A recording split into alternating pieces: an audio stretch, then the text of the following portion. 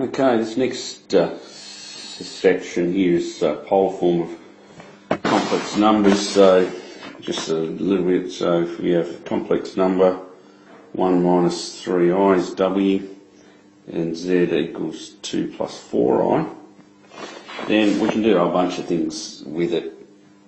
So we can do w plus z, and remember we combine our real and our imaginary parts separately, of course. So here's our real part, and here's our imaginary part.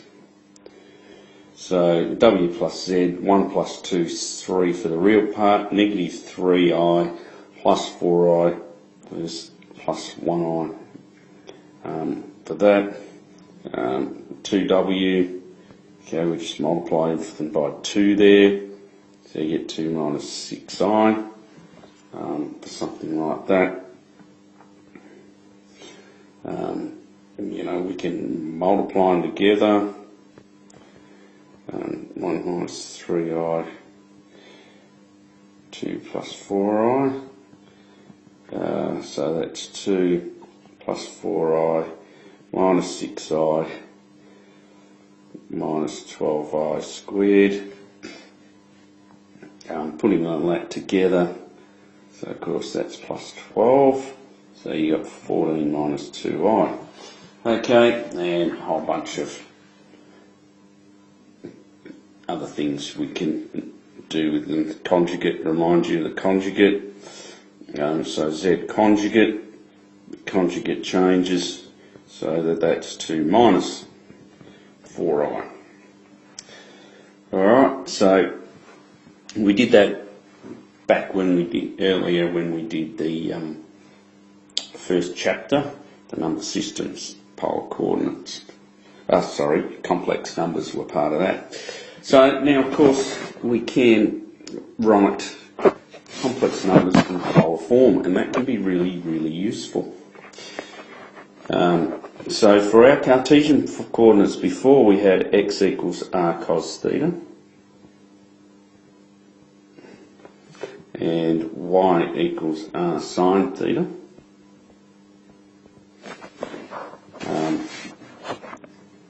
So if we follow and use the same sort of ideas, so if we have a complex number in Cartesian form,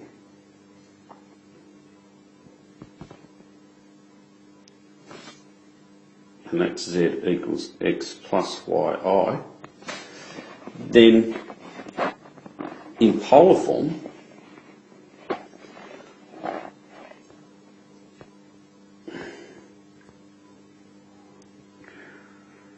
that is, if we use what we know here with those things about x and y, we can say that z equals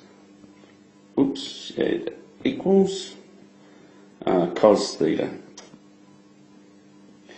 plus r sin theta I. And of course we can take that r out. It's a common factor, so we get cos theta minus r plus, not minus, don't need the r either, taking that out as a factor, minus sin theta I, like so. Now mathematicians, as they like to abbreviate things,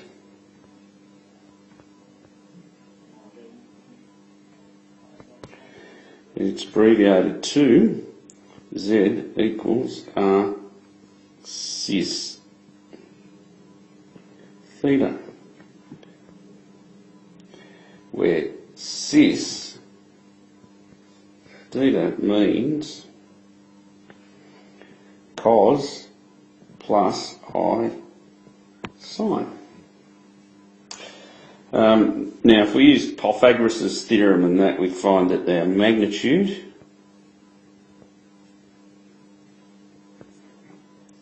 slash size z, magnitude of z, and it equals the square root of x squared plus y squared. Okay. There's a little bit more information in the textbook on page 368 if you want to have a look at it. But what is it that we are interested in? We're interested in that, and we're interested in this part here as well. All right. Next, let's have a look at some examples. Okay, so let's have a look at some examples. So find magnitude z for the following.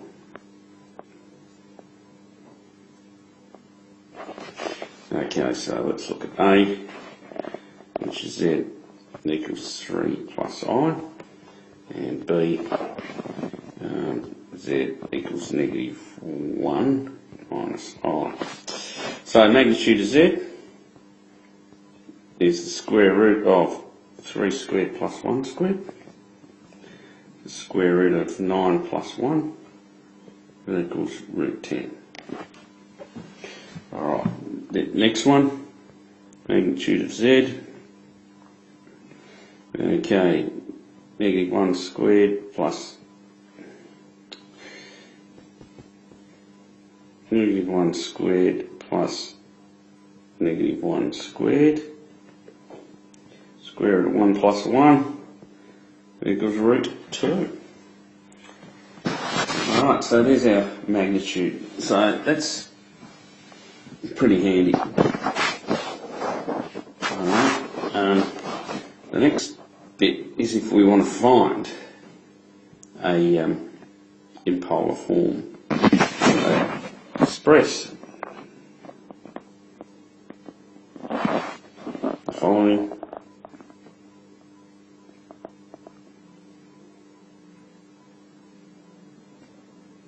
in polar form.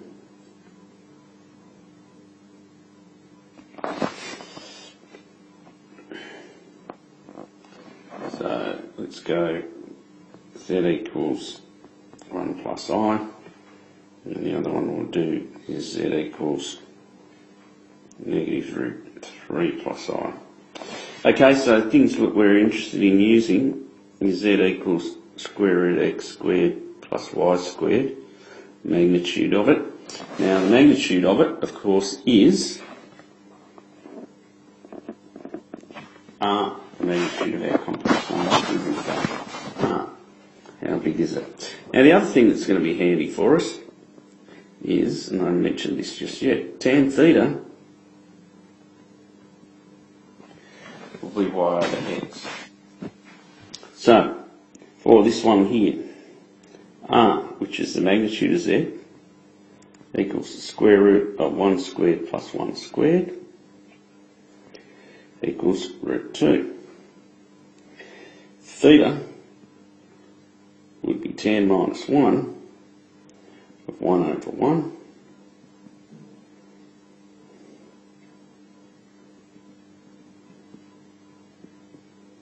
which is pi over 4. Now remembering we're always putting this in terms of pi over 4.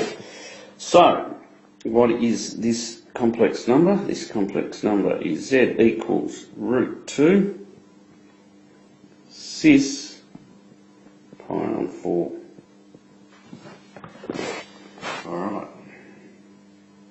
Alright, next one. R equals square root of negative root 3 squared plus 1 squared. So that's a square root of 9 plus 1, root 10 on that one. Our angle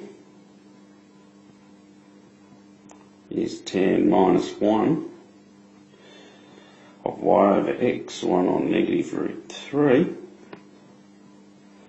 And when you look at that,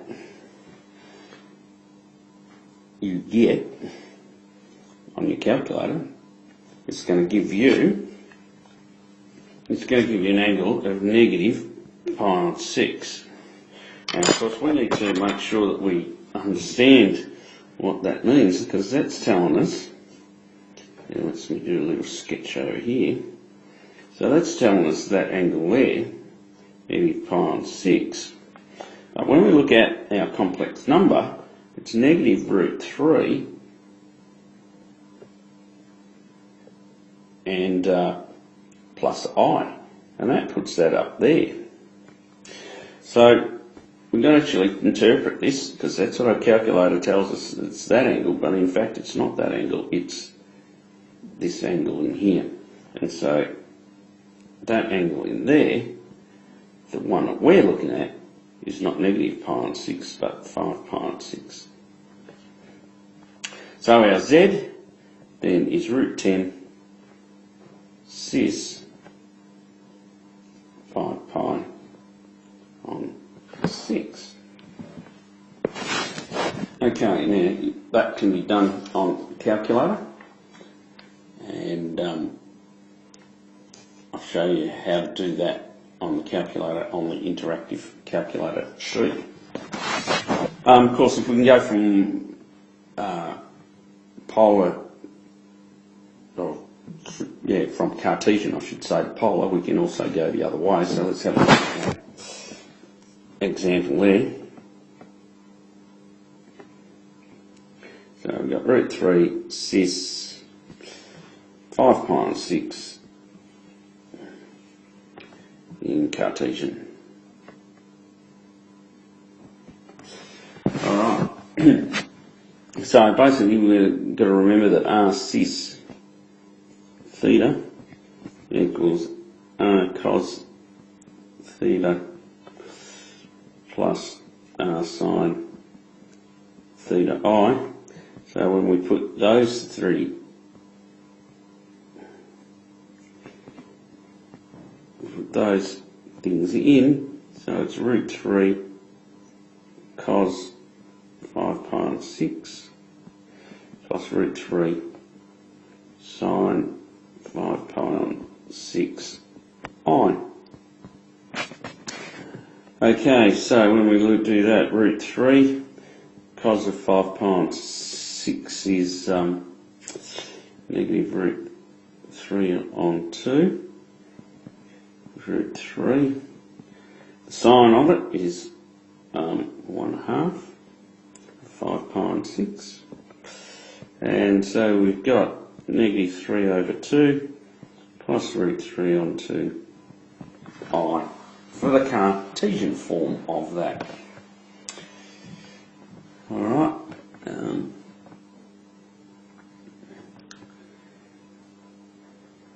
And so we can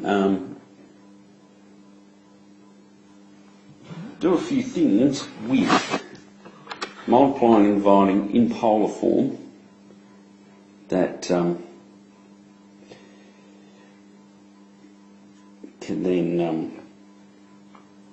then help us to multiply and divide easy. Addition and subtraction polar form is really difficult. So in fact it's easier if it's in Cartesian form for addition and subtraction. Multiplication, though, it can be. So, for example, here have Z1 equals R1 cis theta 1 and Z2 equals R2 cis theta 2. Then, and you can look at this in your book if you want to look in page 370. But what happens is that Z1 times Z2 in fact becomes R1 times R2 cis theta 1 plus theta 2. And Z1 over Z2 is R1 over R2 cis theta 1 minus theta 2. So those things are really, really handy if we've got trickier stuff. Alright, so let's have a look at a couple of examples of using that. So let's say simplify. So we're going to simplify 3 cis 2 pi on 3 times 6 cis pi on 3. And so if we follow that and you think of that, this here is Z1, this one here is Z2, then when we multiply that, it's 3 times 6 cis, 3 times 6 cis 2 pi on 3 plus pi on 3. Okay, so that's 18 cis 2 pi on 3, 3 pi on 3. So it's 18 cis pi.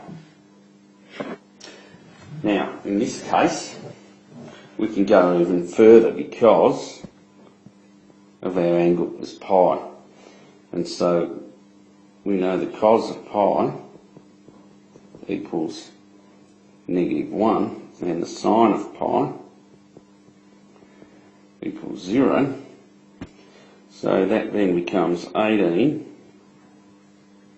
cos pi plus sine pi I. And so that becomes 18 -1 plus 0 I. And so this particular one we can simplify all the way down to -18. Now of course that may or may not always simplify down that to something as simple as that.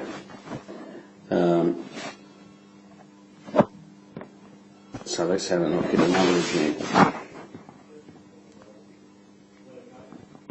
So this time we're going to simplify 8 cis 4 pi on 3 over 2 cis 2 pi on 3. Okay, so this is like, again, we've got Z1 divided by Z2 here, and so that simply becomes 4 cis 4 pi on 3 minus 2 pi on 3 equals 4 cis 2 pi on 3. So that of course is 4 cos 2 pi on 3 plus sine 2 pi on 3 I. And cos of 2 pi on 3 is -half. Sine of 2 pi on 3 is √3 on 2. And so 4 times a half is -2 plus 2√3 I. Alright. Okay. So that is it. So, you know, that's pretty cool to be able to do that. Makes life a lot easier if you've got something in polar form. And then next year when we get on to powers and things like that, it makes it even easier. You know, if we're looking at z to the power of 10 or something like that, oh, that's going to be shocking to do algebraically. But there is a method using polar form that's really simple. Okay, so that's exercise 10H, set number 8. Ready for you to have a go at.